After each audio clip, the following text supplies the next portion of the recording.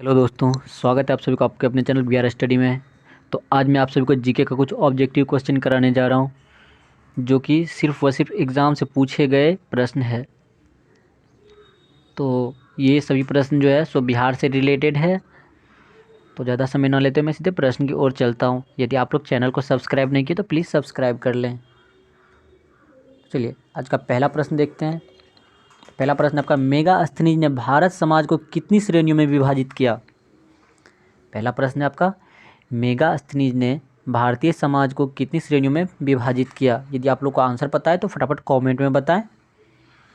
तो चलिए इसका करेक्ट आंसर हो जाएगा आपको ऑप्शन नंबर डी, 7 श्रेणियों में। चलिए अगला प्रश्न देखते हैं। अगला प्रश्न है आपका, मेगास्थनीज का पाटलिपुत्र में आगमन हुआ। तो पाटलिपुत्र में मेगास्थनीज का आगमन कब हुआ था? यदि आप लोग को आंसर पता है तो फटाफट कमेंट में बताएं। तो चलिए इसका करेक्ट आंसर हो जाएगा आपको ऑप्शन नंबर ए, 315 ईसा पूर्व में। तो चलिए अगला प्रश्न देखते हैं। अगला प्रश्न है आपका, चंद्रगुप्त मौर्य के दरबार में मेगास्थनीज को भेजने वाला शासक कौन था? यदि आंसर आप लोग को पता है तो कमेंट में बताएं। प्रश्न है, चंद्रगुप्त मौर्य के दरबार में मेगास्थनीज को भेजने वाला शासक था, तो कौन था? चलिए इसका करेक्ट आंसर हो जाएगा आपको ऑप्शन नंबर डी, सेल्यूकस। तो चलिए अगला प्रश्न देखते हैं।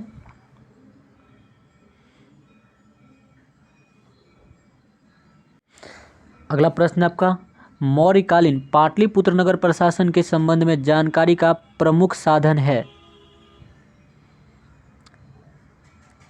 प्रश्न है आपका, मौर्यकालीन पाटलिपुत्र नगर प्रशासन के संबंध में जानकारी का प्रमुख साधन है।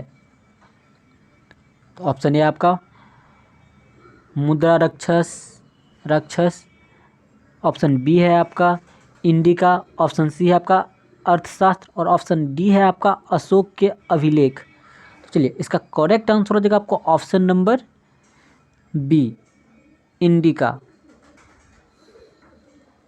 तो चलिए अगला प्रश्न देखते हैं।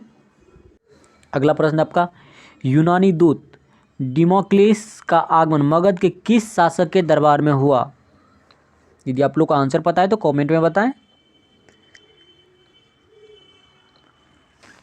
प्रश्न है आपका, यूनानी दूत डिमोक्लेस का आगमन मगध के किस शासक के दरबार में हुआ? तो चलिए इसका करेक्ट आंसर हो जाएगा आपको ऑप्शन नंबर बी,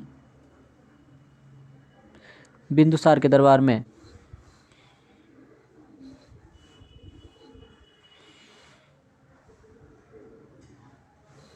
चलिए अगला प्रश्न देखते हैं।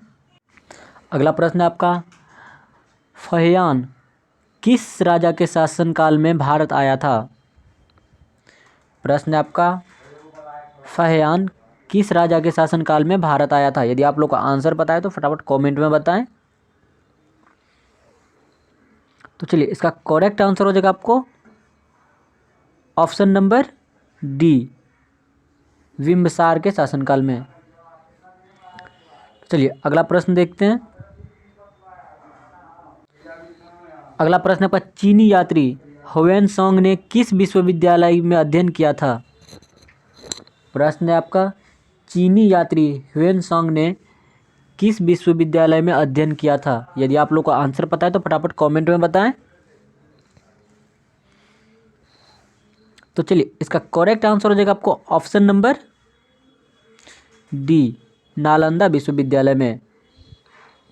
चलिए अगला प्रश्न देखते हैं। अगला प्रश्न है आपका, नालंदा विश्वविद्यालय की यात्रा करने वाला दूसरा सर्वाधिक महत्वपूर्ण चीनी यात्री कौन था? प्रश्न है आपका, नालंदा विश्वविद्यालय की यात्रा करने वाला दूसरा सर्वाधिक महत्वपूर्ण चीनी यात्री कौन था? यदि आप लोग को आंसर पता है तो कमेंट में बताएं। तो चलिए इसका करेक्ट आंसर हो जाएगा आपको ऑप्शन नंबर बी, इत्सिंग। चलिए अगला प्रश्न देखते हैं। चलिए अगला प्रश्न है आपका, नालंदा विश्वविद्यालय की स्थापना कब हुई? यदि आप लोग को आंसर पता है तो कमेंट में बताएं। प्रश्न है आपका, नालंदा विश्वविद्यालय की स्थापना कब हुई? तो चलिए इसका करेक्ट आंसर हो जाएगा आपको ऑप्शन नंबर बी, 5वीं शताब्दी में। तो चलिए अगला प्रश्न देखते हैं। अगला प्रश्न है आपका, नालंदा विश्वविद्यालय की स्थापना का युग। तो नालंदा विश्वविद्यालय का स्थापना किस युग में हुआ था? ऑप्शन ए है आपका मौर्य युग, ऑप्शन बी है कुषाण युग, ऑप्शन सी है गुप्त काल युग, ऑप्शन डी है पाल युग। तो यदि आपको आंसर पता है तो फटाफट कमेंट में बताएं। चलिए इसका करेक्ट आंसर हो जाएगा आपको ऑप्शन नंबर सी, गुप्त युग। ऑप्शन नंबर सी, गुप्त युग। चलिए अगला प्रश्न देखते हैं। अगला प्रश्न है आपका, नालंदा विश्वविद्यालय किस लिए विश्व प्रसिद्ध था? अगला प्रश्न है आपका, नालंदा विश्वविद्यालय किस लिए विश्व प्रसिद्ध था? यदि आप लोग को आंसर पता है तो कमेंट में बताएं। तो चलिए इसका करेक्ट आंसर हो जाएगा आपको option number B, sorry option number C, बौद्ध धर्म दर्शन के लिए। चलिए अगला प्रश्न देखते हैं। अगला प्रश्न है आपका, नालंदा विश्वविद्यालय के विनाश के कारण थे। यदि आप लोग को आंसर पता है तो कमेंट में बताएं। प्रश्न है आपका, नालंदा विश्वविद्यालय के विनाश के कारण थे। चलिए इसका करेक्ट आंसर हो जाएगा आपको ऑप्शन नंबर ए, मुसलमान। चलिए अगला प्रश्न देखते हैं। अगला प्रश्न है आपका, विक्रमशिला शिक्षा केंद्र के संस्थापक का नाम है।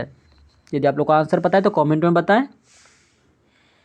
प्रश्न है आपका, विक्रमशिला शिक्षा केंद्र के संस्थापक का नाम है। चलिए इसका करेक्ट आंसर हो जाएगा आपको ऑप्शन नंबर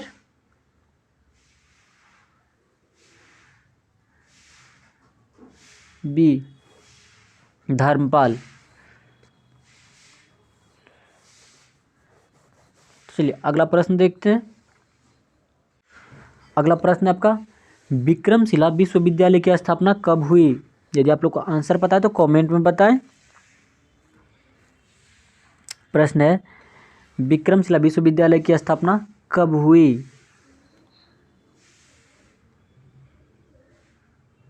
तो चलिए इसका करेक्ट आंसर हो जाएगा आपको ऑप्शन नंबर बी, 8वीं शताब्दी में।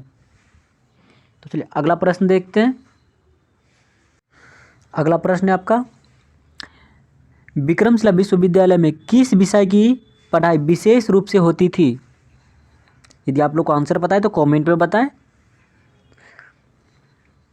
प्रश्न है आपका, विक्रमशिला विश्वविद्यालय में किस विषय की पढ़ाई विशेष रूप से होती थी? चलिए इसका करेक्ट आंसर हो जाएगा आपको ऑप्शन नंबर सी, तंत्र विज्ञान का। चलिए अगला प्रश्न देखते हैं। अगला प्रश्न आपका, विक्रमशिला कहाँ स्थित है? यदि आप लोग को आंसर पता है तो कमेंट में बताएं। प्रश्न है, विक्रमशिला कहाँ स्थित है? इसका करेक्ट आंसर हो जाएगा आपको ऑप्शन नंबर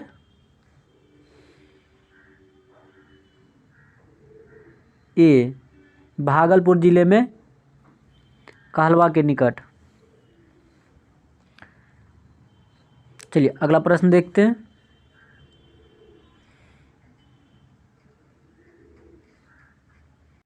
अगला प्रश्न है आपका, किस आधुनिक शहर का नाम पुराना नाम औदंतपुरी था?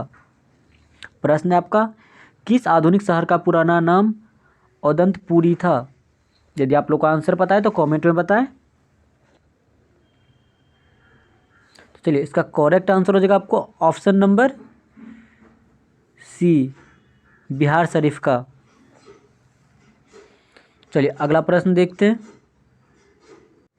अगला प्रश्न है आपका, मध्यकालीन बिहार में आने वाले ईरानी यात्रियों में कौन एक धर्माचार्य था?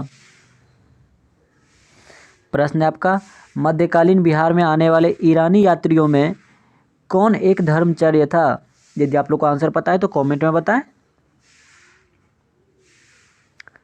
चलिए, इसका करेक्ट आंसर हो जाएगा आपको ऑप्शन नंबर सी, मुल्ला बहमहानी। ऑप्शन नंबर सी, मुल्ला बहमहानी।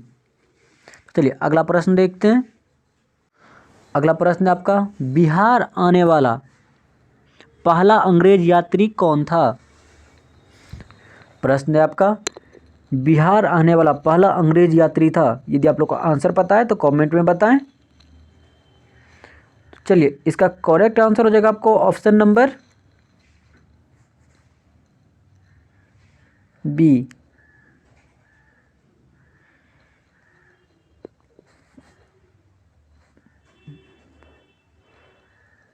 राल्फ फीच।